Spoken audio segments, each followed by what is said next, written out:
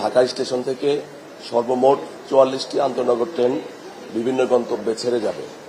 এর মধ্যে 21টি আন্তনগর ট্রেন বিভিন্ন গন্তব্যে ঢাকা ত্যাগ করেছে।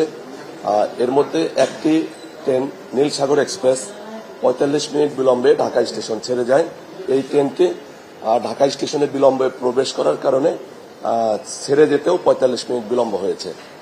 আর যাত্রীদের নিরাপত্তা এবং যাত্রা নির্বিঘ্ন করার লক্ষ্যে আপনি দেখে থাকবেন যে 3 স্তরে চেকিং কার্যক্রম পরিচালিত হচ্ছে। এছাড়া আইন শৃঙ্খলা বাহিনীর সদস্যগণ, র্যাব, সেনাবাহিনী, আনসার, জিআরপি এবং নিরাপত্তা বাহিনী তারা কাজ করে যাচ্ছেন। ঈদযাত্রা শুরু থেকে আজকে পর্যন্ত আমরা শিডিউল অনুযায়ী ট্রেন পরিচালিত করতে পেরেছি।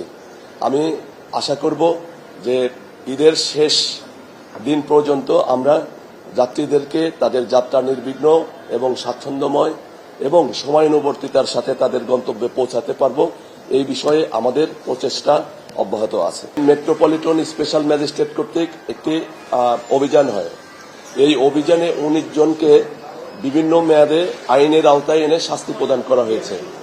আর টিকিট কালোবাজারির অপরাধে একজনকে আইনের আওতায় আনা হয়, তাকে 3 মাসের শাস্তি প্রদান করা হয়। ঈদের সময়ে আমাদের যে সক্ষমতা আছে তার চেয়ে যাত্রীর চাপ অনেক বেশি থাকে। তো আমরা যাত্রীদের অনুরোধে 25% আসনবিহীন টিকিট প্রদান করে থাকি। তো ট্রেনে যেহেতু আসন তারা জেনে বুঝে টিকিট নিয়েছে আসনবিহীন, তারা দাঁড়িয়ে তার গন্তব্যে ভ্রমণ করবেন। ঢাকা শহর একটা ব্যাপক ঘনবসতিপূর্ণ শহর। একটা শেষ পর্যায়ে বিভিন্ন অকেশনে তারা এত হিউজ যাত্রী ঢাকার বাইরে চলে যায় যে প্রত্যেকেরই একটা সক্ষমতা থাকে। যখন এটা সক্ষমতার বাইরে চলে যায় তখন এটা নিয়ন্ত্রণ করাটা অনেক কঠিন। তো আমি মনে করি যে আমাদের যেরকম প্রচেষ্টা আছে সেরকম যাত্রী সাধারণকেও যার যার অবস্থান থেকে আইনের প্রতি শ্রদ্ধাশীল এবং জীবনের জন্য ঝুঁকিপূর্ণ এই বিষয়ে সচেতন হওয়া উচিত।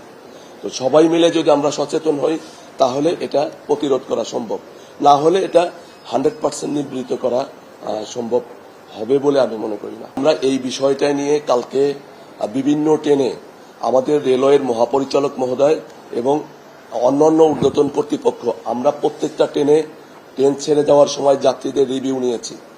যাত্রীরা কিন্তু যারা টিকিট পেয়েছে তারা কিন্তু বলেনি এই ভোগান্তির কথা, তারা কিন্তু স্মুথলি টিকিট সংগ্রহ করেছে। এখন আমার যেটা ব্যক্তিগত অভিজ্ঞতা যে আমার সার্ভারের যে ক্যাপাসিটি, আমার টিকিট আছে 2000, আমি যদি 10,000 লোক একসাথে ট্রাই করি সেই ক্ষেত্রে সার্ভারে বাফার হতে পারে। যেহেতু এটা সার্ভারের যে ধারণ ক্ষমতা আছে তার চেয়ে বেশি লোড দিলে হয়তোবা যারা শুরুতেই সার্ভারে প্রবেশ করেছে তারা পেয়েছে, যারা একটু 1 সেকেন্ড 2 সেকেন্ড 5 সেকেন্ড বিলম্বে প্রবেশ করার চেষ্টা করেছে তারা হয়তোবা পারেনি। কিন্তু ওভারঅল যাত্রী রিভিউ আপনি আমার চেয়ে ভালো জেনে থাকবেন। যারা ট্রেনে ভ্রমণ করছেন তাদের রিভিউ নিলে কিন্তু তারা বলেনি যে তাদের টিকিট পেতে ভোগান্তি হয়েছে। আমরা যথারীতি গত ঈদের মতোই এবারও ব্যবস্থা গ্রহণ করেছি। আপনি দেখে থাকবেন যে 3 স্তরে চেকিং কার্যক্রম ট্রেনে স্টেশনের প্রবেশের মুখে, তারপরে এই কর্নারে এবং সর্বশেষ প্ল্যাটফর্মে ঢোকার সময় আমাদের আরএনবি, জিআরপি এবং টিটিটিসি এবং কর্মকর্তাদের সমন্বয়ে যাত্রী অবৈধ অনুপ্রবেশ এবং অবৈধ যাত্রী প্রতিরোধে ব্যাপক কর্মসূচি গ্রহণ করা হয়েছে। তো আমি মনে করি যে বিচ্ছিন্ন 2-1টি ছাড়া স্টেশন প্ল্যাটফর্মে আপনি বিনা টিকিট বা ভবঘুরে বা অবৈধ অনুপ্রবেশ এরকম যাত্রী দেখতে পাবেন না।